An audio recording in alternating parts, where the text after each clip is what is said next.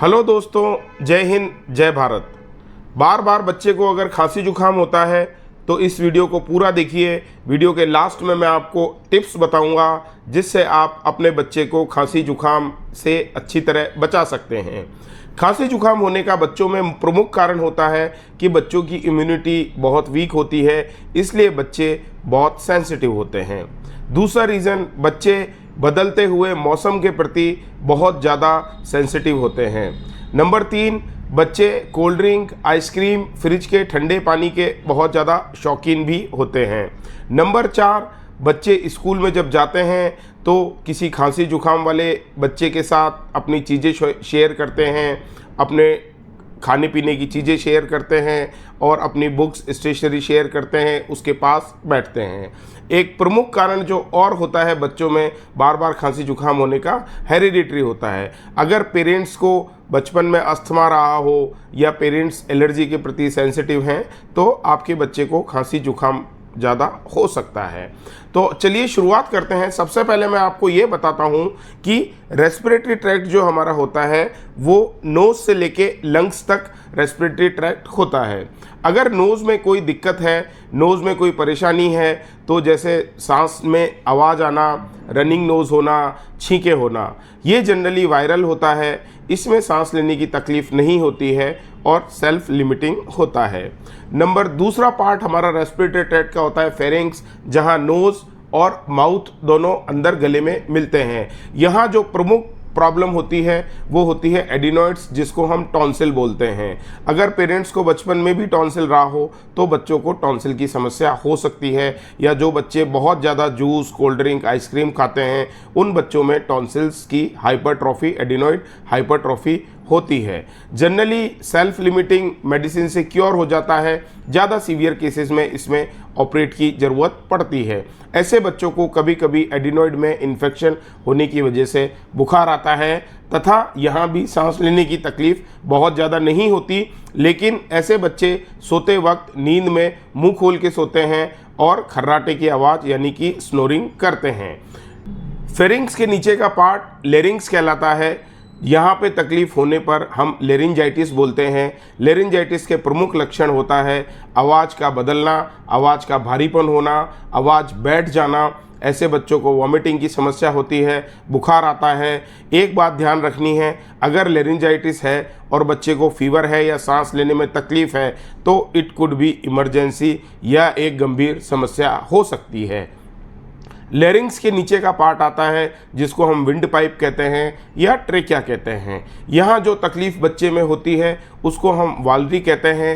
थोड़े बड़े बच्चों में चाइल्डहुड अस्थमा हो जाता है तथा बड़ों में जो एडल्ट अस्थमा कहलाता है। इसका एग्जामिनेशन ऑस्कल्टेशन करके किया जाता है स्टेथोस्कोप से। एक्सरे में भी रेडियोलॉजिकल फीचर्स दिखते हैं तथा नाइट कफ, नॉक्टर्नल कफ बच्चों को ज़्यादा होता है। अस्थमा कभी कभी बुखार होने के साथ साथ काफ़ी सीवियर हो जाता है, बढ़ जाता है। ज़्यादा सीवियर केसेस में बच्चे को एडमिट करना पड़ता है, ऑक्सीजन की ज़रूरत होती है और घर जाने पर उसको पंप पे या MDI, जिसको हम मल्टी डोज इनहेलर बोलते हैं, उस पे डिस्चार्ज किया जाता है। लास्ट पार्ट जो रेस्पिरेटरी ट्रैक्ट का होता है लंग्स कहलाता है। जैसा कि हम सब जानते हैं लंग्स में इन्फेक्शन होना निमोनिया कहलाता है। कई बार निमोनिया OPD बेसिस पे ठीक हो जाता है, लेकिन ज़्यादा सीवियर केसेस में निमोनिया में IV एंटीबायोटिक, हॉस्पिटलाइजेशन, ऑक्सीजन, ज़्यादा सीवियर केसेस में वेंटिलेटर की ज़रूरत भी पड़ती है और कई केसेस में निमोनिया बच्चों में जानलेवा हो जाता है। छोटे बच्चों में निमोनिया ज़्यादा सीरियस होता है क्योंकि उनकी लंग कैपेसिटी इतनी अच्छी नहीं होती है, वो निमोनिया के प्रति बहुत ज़्यादा सेंसिटिव होते हैं।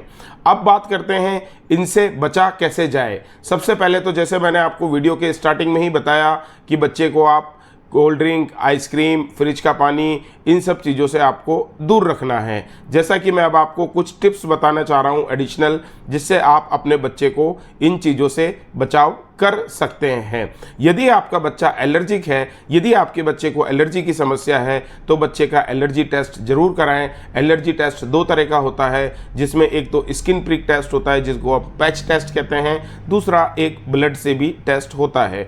जिस चीज़ से बच्चे को एलर्जी है उस चीज़ से बच्चे को दूर रखें। अपने बच्चे को प्रिजर्वेटिव फूड आइटम्स कम से कम दें, बाहर का खाना कम से कम दें। अपने बच्चे को कोल्ड ड्रिंक, आइसक्रीम, फ्रिज का पानी, ठंडा पानी, खट्टा दही, ठंडा दही, लस्सी, छाछ, डार्क चॉकलेट्स, इन चीज़ों से दूर रखना है। यदि आपके घर में फॉल सीलिंग है तो उसकी रेगुलर बेसिस पे आप सफाई कराएं।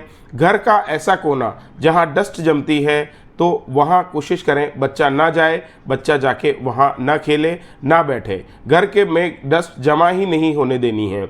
घर में यदि पेट्स हैं, अगर वो पेट बच्चे के कांटेक्ट में आएगा तो बच्चे को तकलीफ हो सकती है। अपने घर के हैवी कर्टन्स, सोफ़ा सेट और हैवी अपोजिटरीज की रेगुलर बेसिस पे डस्टिंग करते रहें, उनकी साफ़ सफाई करते रहें। हैवी कारपेट्स की साफ़ सफाई करें। कोशिश करें ये जो आप साफ़ सफाई कर रहे हैं उस समय करें जिस समय बच्चा घर में ना हो, बच्चा स्कूल गया हो। आपके घर में अगर पेड़ पौधे हैं, ज़्यादा प्लांटेशन है, तो कोशिश करें कि वहाँ पे छोटे छोटे कीड़े इकट्ठे ना हो, उन पे भी समय समय पे दवा डालते रहें। कई बच्चे परफ्यूम्स के प्रति और एरोमेटिक ऑयल्स के प्रति भी सेंसिटिव होते हैं, तो अगर आपको ऐसा लगता है कि बच्चा इसके प्रति सेंसिटिव है तो बच्चों के सामने डिओड्रेंट्स और परफ्यूम का इस्तेमाल ना करें और बच्चे को तो बिल्कुल ही ना लगाएं। लास्ट बट नॉट लीस्ट, अपने बच्चे को समय समय पे फ्लू वैक्सीन जरूर लगाएं और न्यूमोकोकल की कंप्लीट डोज लगाएं। छोटी सी जानकारी थी, उम्मीद करता हूं आपको पसंद आई होगी। ज़्यादा से ज़्यादा वीडियो को लाइक करें, हमारे चैनल को सब्सक्राइब करें। जय हिंद, जय भारत।